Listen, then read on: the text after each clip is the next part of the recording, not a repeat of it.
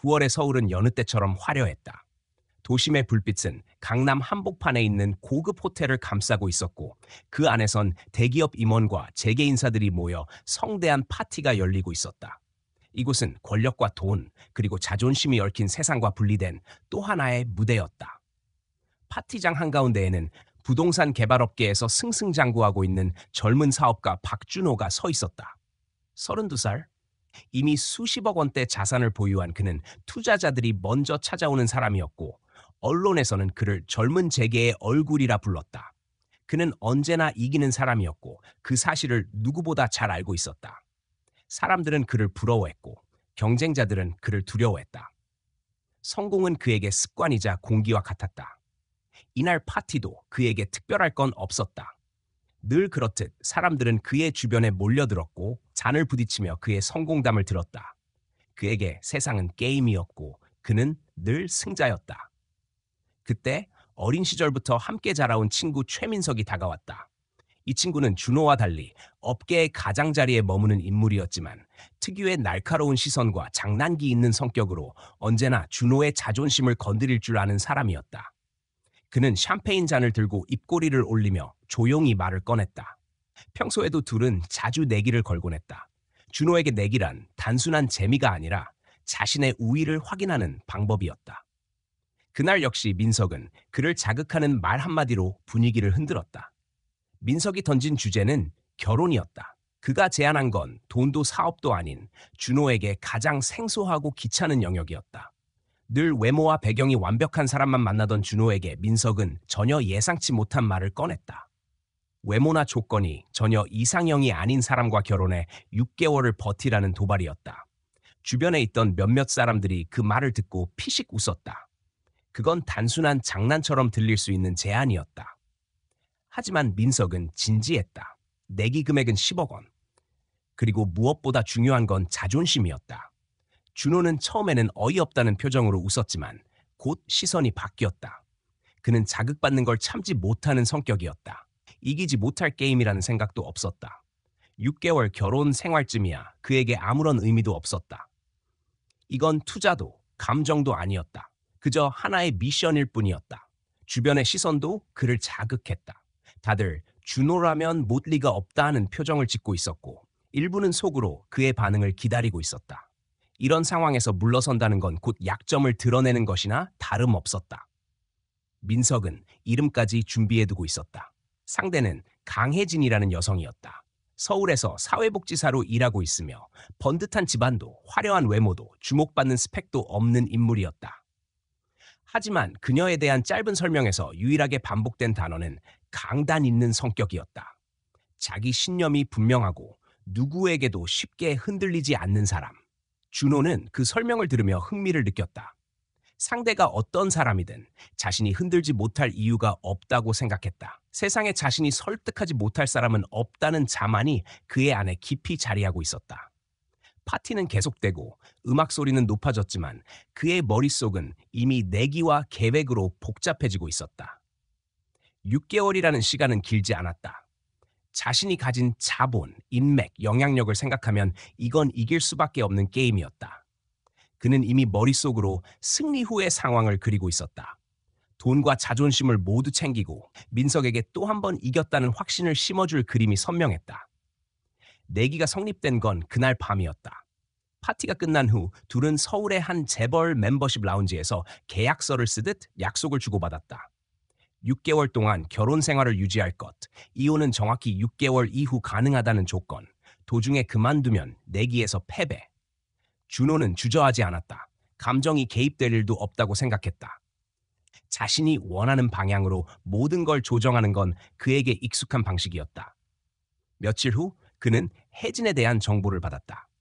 그녀는 강북의 한 복지기관에서 일하는 31살의 평범한 여성으로 오래된 원룸에 살며 자신의 일에 자부심을 갖고 있었다. 그녀는 화려한 것을 싫어하고 고급 레스토랑보다는 시장의 김밥을 더 선호했다. 주변에서는 그녀를 고집이 세다고 표현했지만 실상은 뚜렷한 신념을 가진 사람이었다. 준호는 보고서를 읽으며 흥미로움을 느꼈다.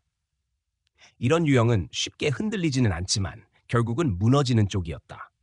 그가 만났던 수많은 사람 중 대부분이 그랬다. 그는 모든 걸 계획대로 진행하기로 했다. 첫 만남부터 자신의 주도권 아래 두는 것이 중요했다. 상대의 성격이 아무리 강해도 환경과 조건이 모든 걸 바꾼다고 믿고 있었다. 이미 수많은 협상에서 그는 상대를 흔들고 무릎 꿇게 만든 경험이 있었다. 결혼이든 무엇이든 이건 결국 전략 게임이라고 생각했다. 그 주말 그는 처음으로 혜진을 만나기로 했다. 서울 강남의 고급 레스토랑 예약이 이미 완료돼 있었다. 그는 그곳이 자신에게 익숙하고 타인을 압도하는 데 최적의 공간이라고 생각했다.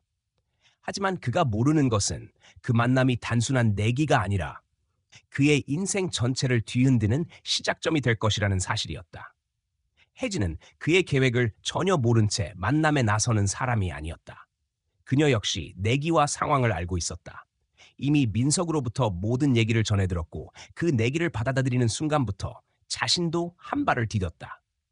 그녀의 동의는 단순한 수락이 아니라 오래전부터 마음속에 쌓여온 복잡한 감정의 결과였다.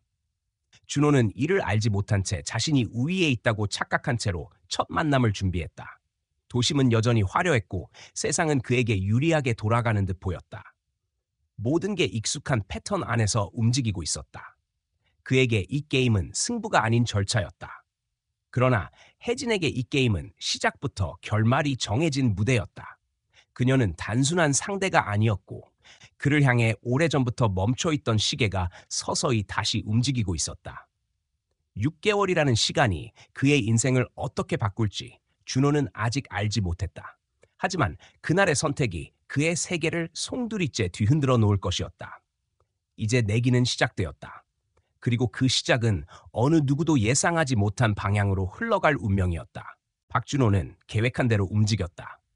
상대를 압도하는 장소를 선택하고 처음부터 주도권을 쥐는 방식은 그가 익숙한 수순이었다. 서울 강남의 고급 레스토랑 예약은 이미 끝나 있었고 그는 강혜진이 어떤 반응을 보일지 미리 머릿속에서 여러 시나리오를 그려두었다. 하지만 첫 만남의 분위기는 예상과 전혀 달랐다. 혜진은 어떤 면에서도 위축된 모습을 보이지 않았다. 고급스러움이나 거치장에 반응하지도 않았고 주변의 시선에도 신경 쓰지 않았다. 그녀는 마치 이 만남의 모든 것을 이미 알고 있는 사람처럼 담담했다. 혜진은 자리에서 단도직입적으로 내기의 존재를 언급했다. 그녀는 누가 어떤 의도로 이런 상황을 만들었는지 모두 파악하고 있었고 감추지 않았다. 준호는 잠시 놀랐지만 곧 감정을 숨겼다. 그에게는 어떤 상황에서도 주도권을 잃지 않는 게 중요했다. 그녀가 내기의 전말을 알고 있음에도 불구하고 자리에 앉았다는 사실이 오히려 흥미로웠다.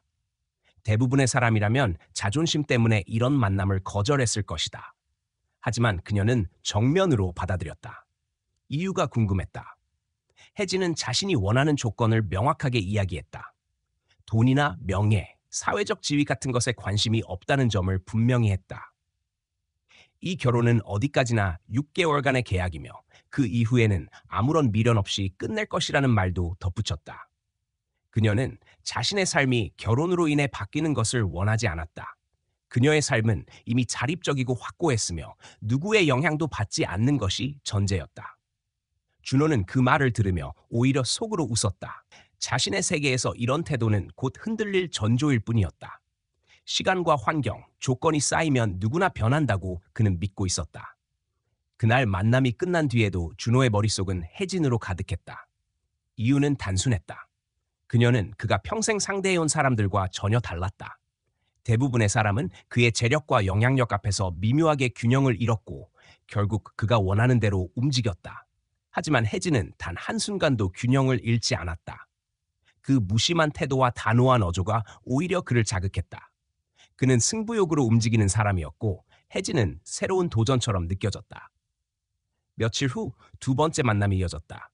이번에는 준호가 장소를 정하지 않았다. 혜진이 선택한 곳은 서울 마포의 한 소박한 카페였다. 준호의 생활 방식과는 완전히 다른 공간이었다. 그는 약간의 불편함을 느꼈지만 내색하지 않았다. 내기를 이기기 위해선 상대의 환경에도 맞춰줄 수 있어야 한다는 계산이 깔려 있었다. 하지만 그보다 더 크게 다가온 건 혜진이 그날 보여준 태도였다. 그녀는 처음 만남 때의 날카로움 대신 조금은 부드러운 표정으로 그를 맞았다. 하지만 그 부드러움 속에도 경계심은 단단히 자리 잡고 있었다. 혜진은 대화의 주제를 돌리지 않았다. 사소한 잡담은 짧았고 곧바로 본론으로 들어갔다. 결혼 계약에 대한 조건이 다시 한번 명확히 정리됐다. 그녀는 그의 돈에 손을 대지 않을 것이고 그의 삶에 불필요하게 개입하지 않을 것이라고 했다. 결혼이라는 이름 아래 서로의 영역을 침범하지 않는 것, 그게 그녀의 방식이었다. 준호는 그 말을 들으며 마음속으로 계산기를 돌렸다. 조건은 그에게 불리하지 않았다. 오히려 이 게임을 더 쉽게 만들 수 있는 전제 조건이라고 생각했다. 그날 만남에서 혜진은 또 하나의 경고를 남겼다. 어떤 방식으로든 자신을 조종하거나 흔들려고 한다면 단 한순간도 참지 않겠다는 태도였다. 준호는 그 말을 들으며 오히려 마음이 편해졌다. 그는 상대의 강단이 결국 자만으로 이어질 거라고 믿었고 그런 자만은 자신이 부수는 데 익숙했다. 이 게임은 시작도 하기 전에 이미 자신이 이길 수밖에 없는 그림이라고 생각했다. 만남이 끝난 뒤 준호는 차 안에서 조용히 휴대전화로 결혼 서류와 절차 일정을 확인했다. 법적 절차를 빠르게 진행하기 위해 변호사에게 연락을 취했고 6개월 계약 조건을 법적 형태로 정리했다. 이건 그에게 사업의 연장선에 불과했다. 사람의 감정을 다루는 것 또한 그가 잘하는 분야라고 믿고 있었다. 반면 혜진은 다른 준비를 하고 있었다. 그녀는 이 결혼이 단순한 내기가 아니라는 사실을 알고 있었다. 모든 시작은 계획된 복수의 일부였다. 내기를 제안한 사람이 누구인지, 그 배경이 무엇인지 모두 알고 있었다. 하지만 감정을 드러내지 않았다. 그녀에게 중요한 건 감정이 아니라 결과였다. 며칠 후 결혼 절차는 빠르게 진행됐다. 가족 행사도 축하 파티도 없었다. 서류 한 장으로 관계가 만들어졌고 모든 것이 단순하게 끝났다. 그러나 단순함 뒤에는 서로 전혀 다른 의도가 숨겨져 있었다. 준호는 승리의 시작이라고 생각했고 혜진은 오래 준비해온 무대의 막이 오른 것이라고 느꼈다. 두 사람의 이름이 혼인신고서에 나란히 적힌 순간 이 결혼은 단순한 내기가 아니라 서로 다른 목적이 충돌하는 시작점이 되었다. 누군가는 이기려 했고 누군가는 오래된 시간을 되돌리려 했다. 준호는 모든 것을 제어할 수 있다고 믿었지만 그 믿음이 얼마나 쉽게 무너질지 그는 아직 몰랐다. 혜진은 흔들리지 않았다. 그들의 결혼은 축복이 아니라 정밀하게 계산된 게임의 첫 수였다. 그리고 이 게임은 곧 서울이라는 도시 한가운데에서 점점 더 치밀하게 엮이기 시작할 예정이었다. 결혼식이라고 부를 수 없는 절차는 순식간에 끝났다.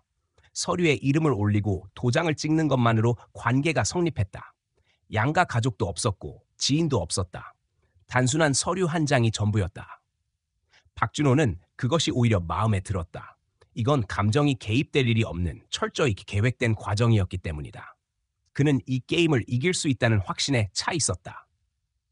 결혼 직후 그는 강혜진을 여의도에 있는 펜트하우스로 데려왔다. 이곳은 그가 성공의 상징으로 지은 공간이었다. 대기업 회장들과 정치인, 투자자들이 모이는 자리에서 종종 언급되는 이름이었다. 그의 세계는 언제나 거대한 무대였고 그 무대에 올라온 사람은 모두 그의 방식에 따라 움직였다. 그는 이번에도 다르지 않을 거라 믿었다. 혜진이 그의 생활에 들어오면 결국 그 세계에 적응하게 될 거라고 생각했다. 하지만 처음 집에 들어온 순간부터 혜진은 단 한 번도 놀라거나 감탄하지 않았다. 그녀의 태도는 변함없었고 여전히 거리를 유지했다. 결혼식 날부터 6개월이라는 기간이 정해져 있었고 그녀는 그 시간을 넘어설 생각이 없었다. 준호는 그것을 당장의 저항으로만 받아들였다. 지금까지 수많은 사람들이 처음에는 거부하다가 결국 그의 영향력에 휘말렸다. 시간이 지나면 자연스럽게 익숙해지고 결국 그의 방식대로 따라오는 것이 늘 있어온 패턴이었다. 그는 결혼 초반부터 혜진을 자신의 방식에 맞추기 위해 세심하게 움직였다. 값비싼 선물을 연이어 보냈고 고급 브랜드 옷과 액세서리를 준비했다. 유명 레스토랑 예약, 해외여행 일정, 투자할 수 있는 사업 제안까지 차근차근 깔아놓았다. 그의 방식은 늘 같았다. 주변을 둘러싸고 천천히 끌어들이는 것. 반발심이 있더라도 결국 편리함과 안정감이 그것을 무너뜨린다는 것을 누구보다 잘 알고 있었다. 하지만 혜진은 그 어떤 것도 받아들이지 않았다. 선물을 받지 않았고 해외여행 제안을 거절했다. 그가 준비한 화려함을 마치 공기처럼 스쳐 지나갔다. 모든 제스처는 무의미하게 흘러갔다. 그가 기대했던 자연스러운 길들이기는 전혀 효과를 내지 못했다. 준호는 점점 답답함을 느꼈다. 그는 자신이 만들어 놓은 세계가 얼마나 매력적인지 잘 알고 있었다. 그런데 혜진은 그 모든 걸 아무렇지 않게 밀어냈다. 그는 이해할 수 없었다. 대부분의 사람들은 그가 주는 삶을 거절하지 못했다. 그것이 권력이라는 것을 그는 알고 있었다. 그런데 이번만큼은 권력이 무력하게 느껴졌다. 혜진은 여전히 자기 일에 나갔다. 복지기관에서의 근무를 멈추지 않았다. 그는 처음엔 그런 태도를 묵인했다. 시간이 지나면 스스로 일을 그만두고 그의 삶에 집중할 거라고 생각했다. 하지만 한 달이 지나도 두 달이 지나도 그녀는 일상을 유지했다. 그는 여러 번 돌려서 설득을 시도했다. 일하지 않아도 되는 환경, 자유로운 생활, 경제적 부담 없는 삶. 그러나 혜진은 단 한 번도 동요하지 않았다. 오히려 그녀는 점점 더 자신의 삶을 명확하게 지켜나갔다. 그의 자존심이 서서히 흔들리기 시작했다. 그가 늘 당연하게 누려온 영향력이 한 사람 앞에서 작동하지 않았다. 그는 처음으로 제어되지 않는 상황에 맞닥뜨렸다. 혜진은 그의 게임판 위에 올라온 말이 아니었다. 그녀는 독자적으로 움직였고 어떤 조건에도 반응하지 않았다. 준호는 점점 태도를 바꾸기 시작했다. 선물과 제안만으로는 아무 변화가 없다는 걸 깨닫자 그는 통제력을 강화하는 방향으로 전환했다. 일정 조정, 만남 제한, 불필요한 외출 지적. 일상 속에 서서히 압박을 심어 넣었다. 상대가 굽히지 않으면 환경을 좁히는 것이 그의 방식이었다. 이전의 모든 상황에서 이 전략은 성공해왔다. 결국 상대는 그가 그려놓은 궤도 안으로 들어왔다. 그러나 혜진은 그 압박 속에서도 흔들리지 않았다. 그녀는 여전히 침착했고 고요했다. 준호는 그런 태도가 더욱 불편했다. 화를 내거나 반발하는 것도 아니었다. 마치 그의 모든 행동이 아무런 의미도 없다는 듯한 태도였다. 그 침묵이 오히려 그를 자극했다. 시간이 지날수록 둘 사이의 공기는 팽팽하게 당겨졌다. 준호는 여전히 자신이 우위에 있다고 믿었지만 그 믿음의 기초는 흔들리고 있었다. 혜진은 단순히 저항하는 게 아니라 완전히 다른 질서로 움직이는 사람이었다. 그녀는 그와 같은 세상에 살지 않았다. 결혼 두 달째 되는 날, 준호는 자신이 처음 계획했던 그림이 조금씩 어긋나고 있음을 인정해야 했다. 그녀는 길들여지지 않았다. 설득도, 제압도, 압박도 통하지 않았다. 이 결혼이 단순한 내기라고 생각했던 순간은 점점 멀어지고 있었다. 예상과 다른 흐름이 그의 안에서 불안을 만들어냈다. 그러나 그는 그 불안을 인정하지 않았다. 그저 더 강한 수단을 동원하면 된다고 믿었다. 지금까지 그래왔듯이 결과는 결국 자신에게 유리하게 돌아올 것이라 생각했다. 이 결혼은 처음부터 계약이었다. 준호에게 그것은 단순한 게임이었다. 하지만 시간이 흐를수록 이 게임은 예상치 못한 긴장으로 변해가고 있었다. 혜진은 단 한 번도 그가 만들어 놓은 흐름에 편승하지 않았다. 그리고 그것이 준호의 자존심에 가장 깊은 균열을 내고 있었다. 그는 아직도 자신이 이 상황을 통제할 수 있다고 믿었다. 하지만 이미 눈에 보이지 않는 무게가 그를 짓누르기 시작하고 있었다.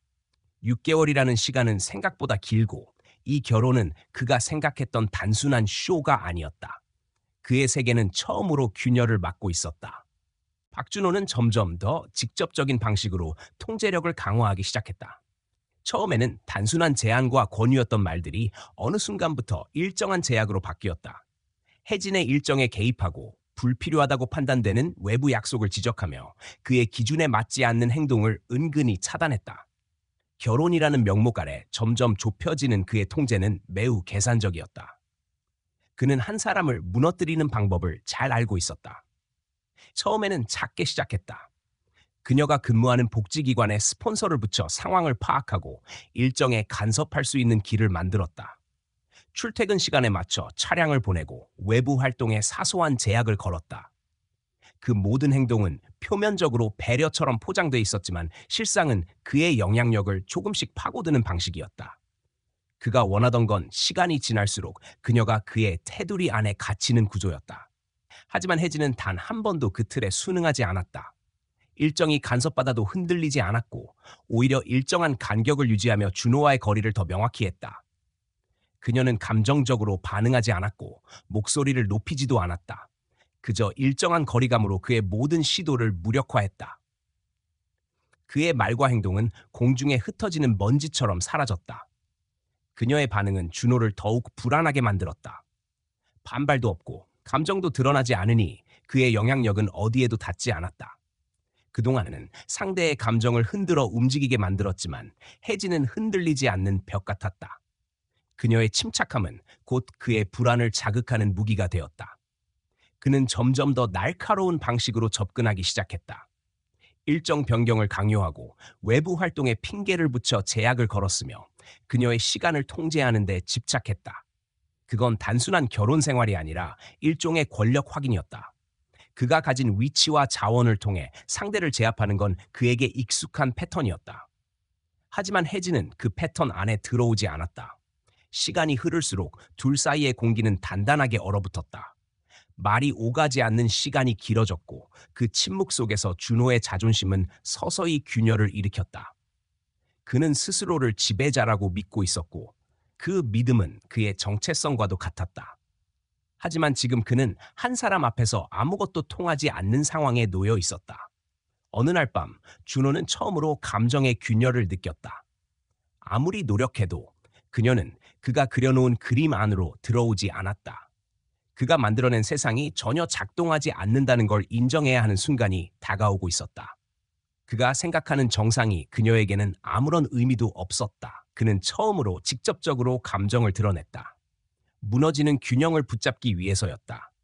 그는 자신이 제공하는 삶이 왜 그녀에게 의미가 없는지 이해할 수 없었다.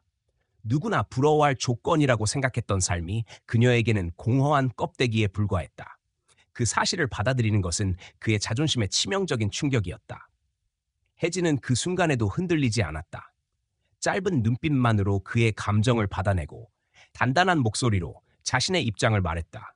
그가 가진 돈이나 영향력은 그녀에게 아무 의미가 없다는 사실, 그 어떤 유혹도 그녀를 흔들 수 없다는 태도가 분명히 전달됐다.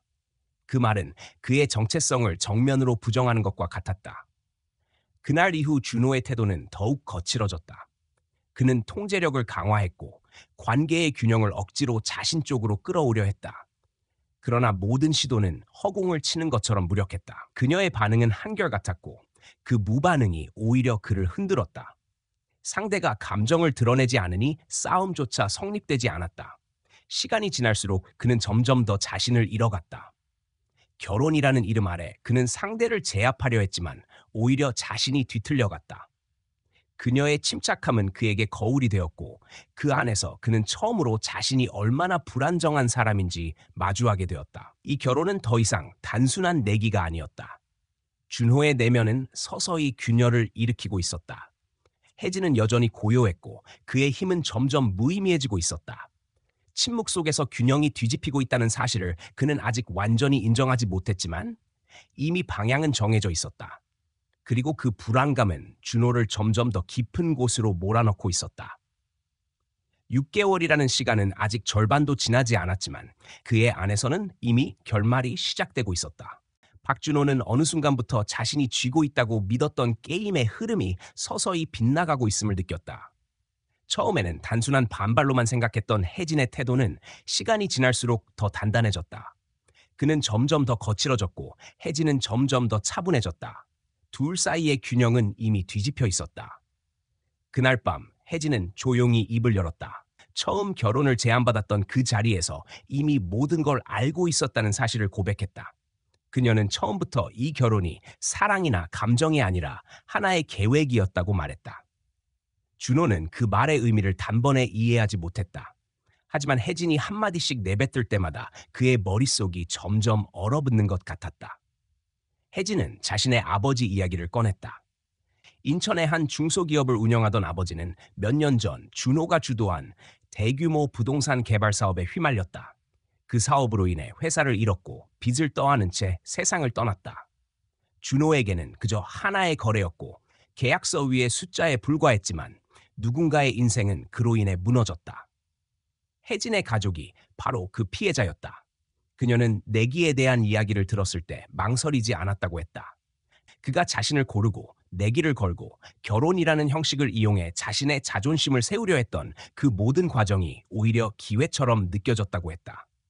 이번만큼은 자신이 게임의 판을 뒤집어야 한다는 생각이었다. 준호는 그녀의 말을 듣는 동안 아무 말도 하지 못했다. 그는 과거의 수많은 거래들을 떠올렸다.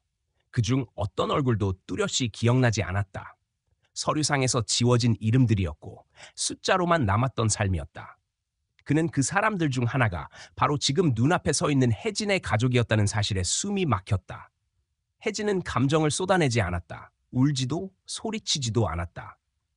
그녀는 조용히 그러나 단단하게 말했다. 자신이 이 결혼을 받아들인 이유는 복수였다. 그의 방식으로, 그의 언어로, 그의 세계 안에서 그를 무너뜨리고 싶었다고 했다. 돈으로 시작된 일이 돈으로 끝나지 않도록 만들고 싶었다고 했다. 준호는 아무 말도 할 수 없었다. 그의 머릿속에 떠오른 건 지금까지 자신이 밟고 지나온 수많은 얼굴 없는 사람들 뿐이었다. 이 모든 게 내기에서 시작됐다는 사실이 이제는 스스로도 믿기 어려웠다. 그는 처음으로 자신이 만든 세상이 얼마나 잔인한지 마주하고 있었다.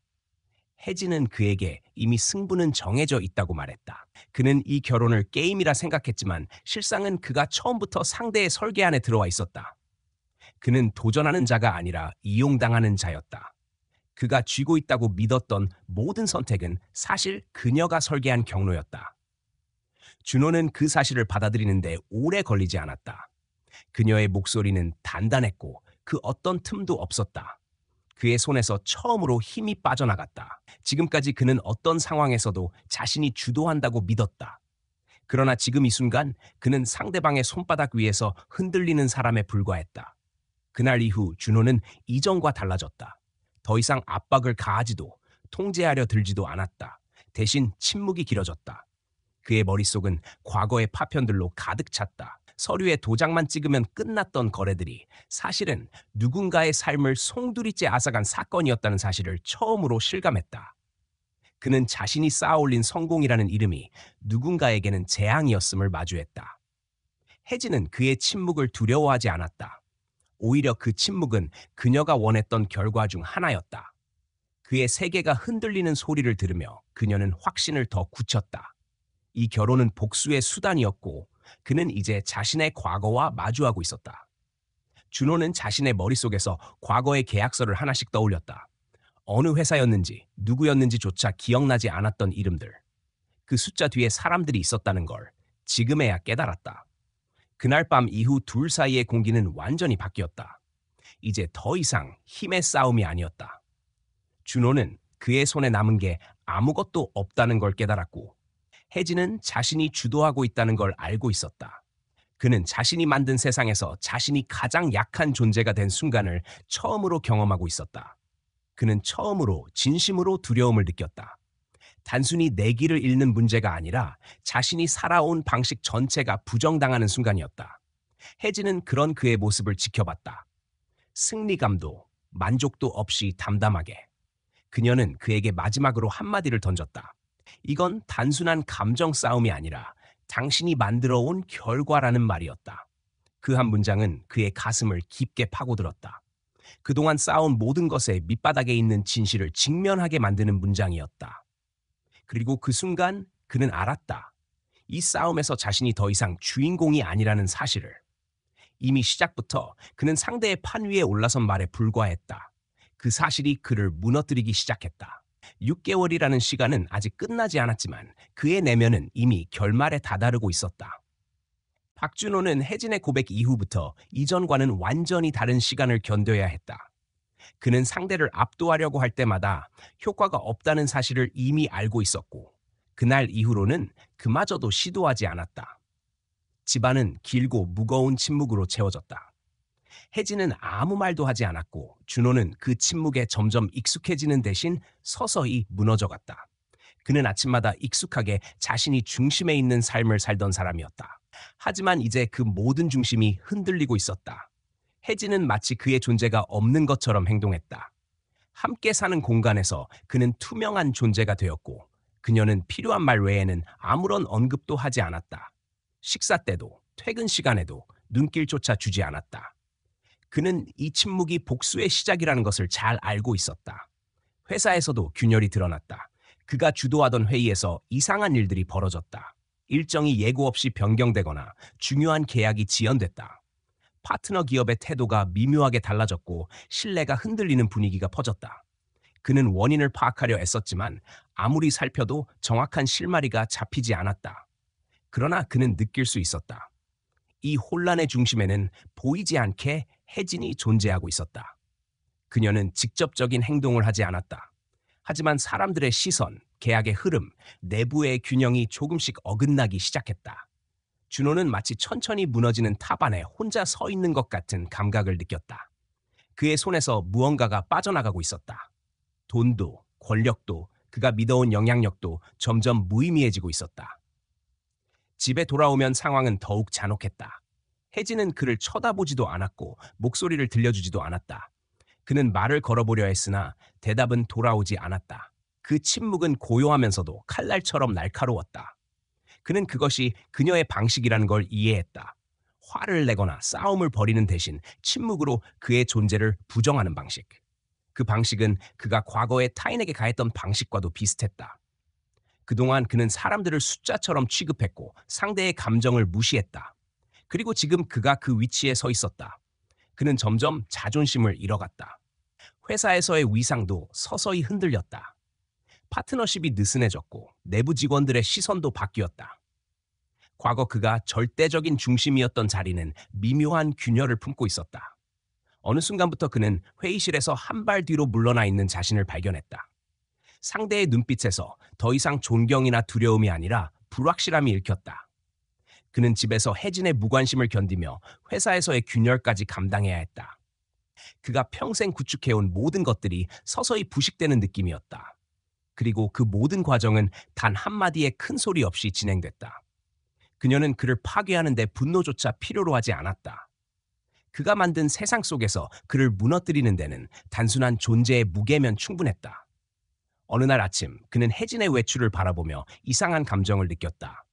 원래라면 자신이 주도하고 상대가 눈치를 봐야 할 상황이었지만 이제는 정반대였다. 혜진은 아무 제약도 받지 않았고 그는 아무것도 할 수 없었다. 그의 목소리는 이제 그녀의 삶에 어떤 영향도 주지 못했다. 회사에서 또 다른 문제가 터졌다. 핵심 계약이 어이없게 파기됐고 몇몇 신뢰하던 투자자가 발을 뺐다. 그는 분노했지만 분노를 표출할 대상조차 없었다. 감춰진 손이 모든 걸 뒤흔들고 있었다. 그 손이 누구인지는 분명했다.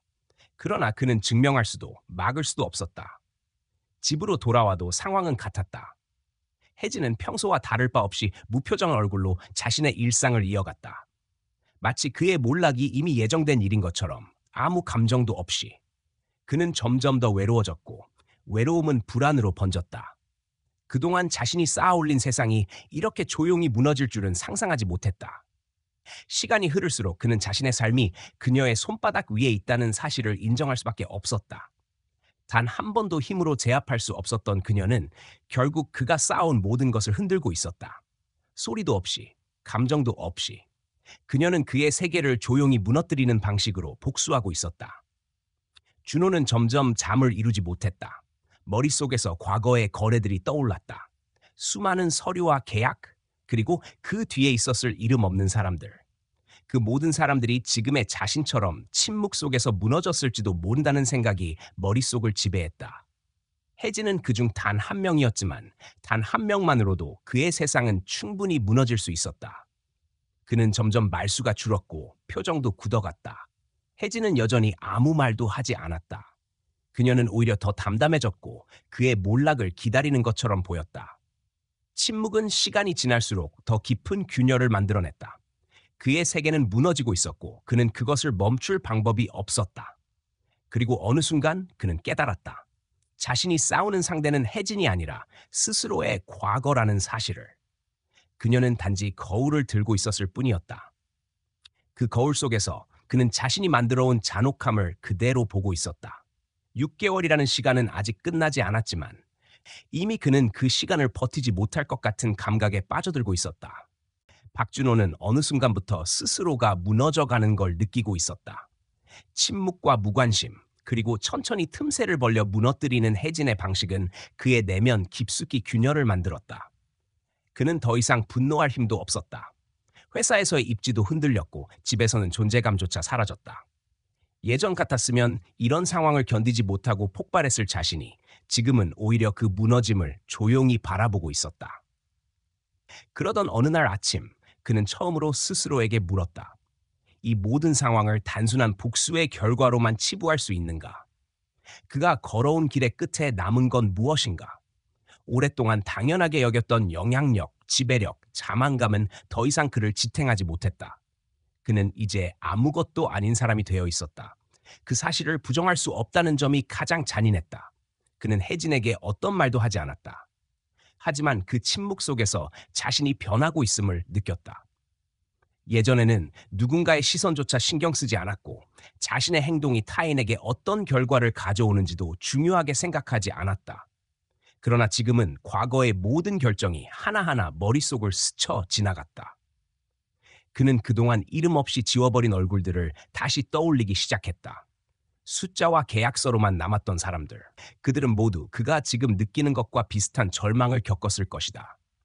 그는 더 이상 복수를 막으려 하지 않았다. 그 대신 자신이 무엇을 잘못했는지 직면하려고 했다. 그것이 이 싸움에서 처음으로 그가 선택한 진심이었다. 이 결혼이 내기에서 시작된 일이라는 사실이 이제는 그에게 가장 큰 수치로 남아 있었다. 그는 혜진의 일정에 간섭하는 일을 완전히 멈췄다. 회사에도 점점 적게 나갔다. 대신 그동안 자신이 망가뜨린 기업과 개인들을 조사하기 시작했다. 이름을 하나씩 찾아내고 기록을 읽었다. 그리고 자신이 만든 결과가 어떤 삶을 파괴했는지를 처음으로 눈으로 확인했다. 그 과정은 고통스러웠다. 그는 생각보다 훨씬 많은 삶을 짓밟고 있었다. 그들의 분노와 절망이 문장마다 스며 있었다. 그는 책상에 앉아 한참 동안 아무 말도 할 수 없었다. 처음으로 그가 만든 세상이 다른 사람에게 어떤 무게였는지를 똑똑히 느꼈다. 그는 혜진에게 말을 걸지 않았다. 대신 조용히 행동으로 옮기기 시작했다. 피해를 입은 기업의 사람들을 직접 찾아가 사과했고 손해를 복구할 수 있는 방법을 모색했다. 자금과 인맥을 이용해 지원 프로그램을 만들고 무너진 사람들의 삶을 되돌릴 방법을 찾았다. 그것이 죄를 씻는 일이라고는 생각하지 않았다. 다만 그것만이 자신이 할 수 있는 유일한 일이었다. 그의 이런 변화는 천천히 혜진에게도 전해졌다. 그녀는 직접적인 반응을 보이지 않았다. 여전히 거리를 두었고 말을 아꼈다. 하지만 준호는 그녀의 침묵이 예전과는 조금 다르다는 걸 느꼈다. 차가운 칼날처럼 자신을 베던 침묵이 아니라 멀리서 조용히 지켜보는 듯한 공기였다. 그는 조급해하지 않았다. 이제는 무언가를 강제로 얻어내는 방식이 아니라 단순히 하루하루를 바꾸는 방식으로 살아가고 있었다. 예전의 자신이라면 상상도 하지 못했을 방식이었다. 그는 처음으로 타인의 고통을 진심으로 생각했고 자신이 저질렀던 일들을 부끄러워했다. 시간이 흐르자 회사의 사람들도 그의 변화를 느꼈다. 권위로만 움직이던 사람이 조용히 사라진 듯한 태도로 바뀌자 주변의 시선도 달라졌다. 그에게서 예전의 오만함은 사라졌고 그 자리를 묵직한 침묵과 행동이 채웠다. 그는 예전처럼 누군가를 지배하거나 끌어들이는 사람이 아니라 조용히 뒷자리에 서 있는 사람이 되어 있었다. 그의 이런 모습이 혜진에게도 서서히 다가갔다. 혜진은 여전히 완전히 마음을 열지 않았다. 하지만 마음 깊은 곳에서 흔들림이 생기고 있다는 것을 그녀 스스로도 느꼈다. 복수의 대상이었던 사람이 어느새 자신의 세계를 완전히 바꿔버리고 있었다. 준호는 변명하지 않았다. 과거를 설명하려 하지 않았고 용서를 구하지도 않았다. 그는 다만 행동으로 보여주었다. 자신이 잘못을 깨달았고 그걸 평생 짊어지고 살아가야 한다는 것을 말없이 인정했다. 그는 처음으로 누군가에게 진심을 내보이고 있었다. 어느 날 저녁, 혜진은 집 안 거실에서 준호가 조용히 문서를 정리하는 모습을 바라봤다. 예전의 준호였다면 화려한 거래와 계획만을 쫓았을 사람이다. 그러나 지금 그는 피해자 명단을 손에 쥔 채 하나씩 무언가를 준비하고 있었다. 그녀는 아무 말도 하지 않았다. 하지만 그 침묵은 예전과 달랐다. 예전의 침묵이 벽이었다면 지금의 침묵은 멀리서 들리는 호흡에 가까웠다. 준호는 이 변화를 느끼면서도 어떤 기대도 품지 않았다. 이건 용서를 구하는 일이 아니라 자신이 살아남기 위해 감당해야 할 길이라는 걸 알고 있었다. 복수의 대상이 아닌 한 인간으로서 처음으로 자신을 마주하는 과정이었다. 그리고 그때부터 그의 시간은 조금씩 달라지기 시작했다. 회사의 거래를 정리하고 복구 작업에 집중하며 혜진과의 거리를 좁히려는 억지 시도 대신 묵묵히 하루를 쌓아갔다. 그것이 자신이 할 수 있는 유일한 방식이라는 걸 알고 있었기 때문이다. 그의 세상은 여전히 무너진 상태였지만 이번엔 무너진 자리 위에 처음으로 무언가를 세우고 있었다. 그것은 돈도 권력도 자존심도 아닌 전혀 다른 종류의 것이었다. 그리고 그 변화는 침묵 속에서도 분명히 공기를 흔들고 있었다. 시간이 흘러 6개월이라는 기한이 가까워졌을 때 박준호는 처음 이 결혼이 시작된 날을 떠올렸다. 모든 것이 내기였고 계산이었고 이길 수밖에 없다고 믿었던 그때의 자신은 지금의 자신과 전혀 다른 사람이었다. 내기에서 시작된 이 결혼은 결국 모든 걸 무너뜨렸고 동시에 그를 다시 일으켜 세웠다. 그는 이제 더 이상 돈이나 권력을 앞세우지 않았다. 화려한 계획도 오만한 태도도 사라지고 남은 건 조용히 하루를 살아가는 한 사람뿐이었다. 그가 만든 상처를 되돌릴 수는 없었지만 적어도 그 상처를 외면하지 않는 사람이 되었다. 그는 복구 기금을 만들고 과거 피해자들을 찾아가 직접 머리를 숙였다. 처음에는 냉소와 분노뿐이었지만 시간이 지나자 몇몇은 그의 눈을 똑바로 바라봤다. 그 시선 속에서 그는 처음으로 살아있는 사람의 무게를 느꼈다. 그의 이런 변화를 혜진도 지켜보고 있었다. 그녀는 처음부터 이 결혼을 복수의 수단으로 삼았다. 하지만 그 복수는 조용하고 치밀한 방식으로 진행되었고 그는 무너졌다. 그러나 예상치 못하게 그는 다시 일어났다. 그것은 권력으로 일어선 것이 아니라 자신이 저질러온 과거를 인정하고 감당하는 방식이었다. 혜진은 그를 용서한 것도 사랑한 것도 아니었다. 다만 그를 처음 만났을 때와 지금의 그가 전혀 다른 사람이라는 사실만은 부정할 수 없었다. 예전의 준호는 자신이 세운 세계 안에서만 살던 사람이었다. 지금의 그는 그 세계를 버리고 다른 이들의 목소리를 들을 줄 아는 사람이 되어 있었다. 그녀는 여전히 조심스러웠다. 과거의 상처는 간단히 지워질 수 있는 것이 아니었다. 아버지를 잃은 기억과 절망의 시간은 돌이킬 수 없는 것이었다. 그러나 한 가지는 분명했다. 그는 더 이상 예전의 그가 아니었다. 결혼 만료일이 다가오자 준호는 서류를 준비했다. 처음 내기를 걸었던 그날처럼 깔끔하게 정리해 끝내야 한다고 생각했다. 그는 이제 어떤 결과도 받아들일 수 있었다. 이 결혼이 끝난 뒤에도 그는 남은 인생을 과거의 죄와 함께 살아갈 준비가 되어 있었다. 더 이상 무너지는 게 두렵지 않았다. 이미 충분히 무너졌고 그 속에서 새로운 자신을 봤기 때문이다. 그날 저녁 두 사람은 오랜만에 마주 앉았다. 여전히 대화는 길지 않았고 공기는 조용했다. 하지만 예전의 무겁고 날카로운 침묵은 아니었다. 혜진은 그의 손에 놓인 서류를 바라봤다. 그는 담담하게 고개를 숙였고 아무 말도 하지 않았다. 더 이상 자신을 변명하거나 설득하려 하지 않았다. 그가 준비한 건 이혼 서류였고 그것이 그녀의 선택을 존중하는 방식이었다. 혜진은 서류를 바라보며 한동안 아무 말도 하지 않았다. 머릿속에는 지난 6개월의 시간이 파노라마처럼 스쳐갔다. 처음 이 결혼을 받아들였을 때 그녀는 그를 무너뜨리는 것만 생각했다. 그리고 실제로 그렇게 만들었다. 그러나 그의 몰락 이후 그녀는 예기치 못한 변화를 지켜봤다. 그가 다시 일어서는 모습을 지켜보는 건 그녀에게도 낯선 감정이었다. 그녀는 서류를 집어 들었다가 천천히 내려놓았다. 그리고 조용히 말했다. 아직 모든 걸 용서할 수는 없지만 끝내기엔 너무 많은 변화가 있었다는 것을 부정할 수 없다고. 준호는 그 말에 고개를 들었고 두 사람의 시선이 짧게 마주쳤다. 그는 그녀의 말을 강요로 듣지 않았다. 그것은 선택의 선언이었다. 시간은 그렇게 흘렀다. 둘의 관계는 더 이상 내기의 흔적이 아닌 각자의 진심이 얽힌 형태로 남았다. 혜진은 서류에 서명하지 않았고 대신 서로의 삶을 조금 더 지켜보기로 했다. 그 선택이 사랑으로 이어질지 단지 공존일지는 아무도 알 수 없었다. 그러나 중요한 건 둘 다 예전으로 돌아가지 않는다는 사실이었다.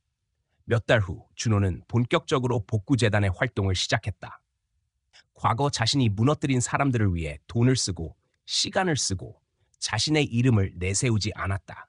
그는 처음으로 누군가를 위하는 삶이 어떤 것인지 알게 되었다.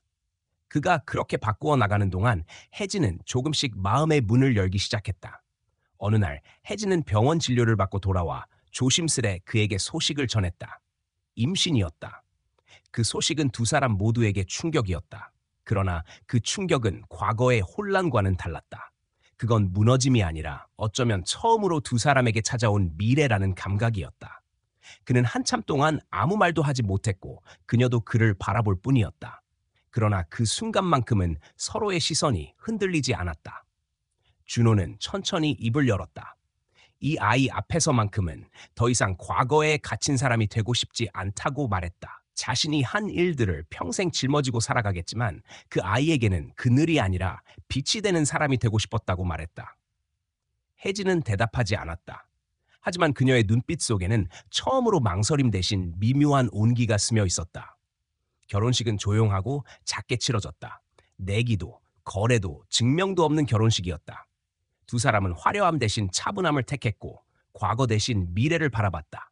그 자리에 모인 사람은 많지 않았지만 그 자리는 그 어떤 화려한 결혼식보다 단단한 무게가 있었다. 준호는 여전히 자신의 과거를 잊지 않았다. 그는 그것을 지우려 하지 않았다. 오히려 그 죄와 상처 위에 새로운 삶을 세우는 것을 선택했다. 혜진도 여전히 모든 걸 용서하지는 않았다. 그러나 그녀는 그를 과거의 인물로만 보지 않았다. 그것이 두 사람의 출발이었다. 삶은 돌이킬 수 없는 것들로 가득 차 있다. 상처는 지워지지 않는다. 하지만 상처를 지닌 채 살아가는 방식은 바뀔 수 있다. 어떤 이는 그 상처로 무너지고 또 어떤 이는 그 상처를 끌어안고 다시 살아간다. 준호와 혜진의 이야기는 두 번째 길을 택한 이야기였다. 그리고 그 길 위에서 두 사람은 처음으로 진짜 삶을 배웠다. 용서는 완전하지 않아도 괜찮았다. 상처는 사라지지 않아도 괜찮았다. 중요한 건 진심을 가진 사람이 다시 걸어 나갈 수 있는 용기였다. 세상은 완벽한 해답을 주지 않는다. 하지만 서로를 마주한 두 사람은 그 불완전함 속에서도 충분히 살아갈 수 있었다. 오늘도 긴 시간 동안 이 이야기를 끝까지 들어주신 모든 분들께 진심으로 감사드립니다. 한 사람의 인생이 무너지고 다시 일어서는 과정에는 화려함도 빠른 해답도 없습니다. 잘못을 인정하고 고통을 껴안으며 한 걸음씩 나아가는 그 길이야말로 진정한 변화의 시작이라는 것을 우리는 오늘의 이야기를 통해 함께 느낄 수 있었을 것입니다. 상처는 지워지지 않지만 상처를 끌어안고 살아가는 방식은 바꿀 수 있습니다. 용서가 완전하지 않아도 괜찮고 시간이 오래 걸려도 괜찮습니다. 중요한 건 다시 걸어나갈 용기와 서로를 바라보는 따뜻한 시선이라고 생각합니다. 이야기를 통해 마음에 작은 울림이나 생각할 거리가 생기셨다면 그것만으로도 저희에게는 큰 의미입니다. 이 채널을 응원해 주시려면 어렵지 않습니다. 아래에 좋아요를 눌러주시고 여러분의 솔직한 생각과 느낌을 댓글로 남겨주시고 채널을 구독해 주시면 큰 힘이 됩니다. 여러분의 한마디 한마디가 저희에게는 소중한 응원입니다. 앞으로도 진심을 담은 이야기로 찾아뵙겠습니다. 감사합니다.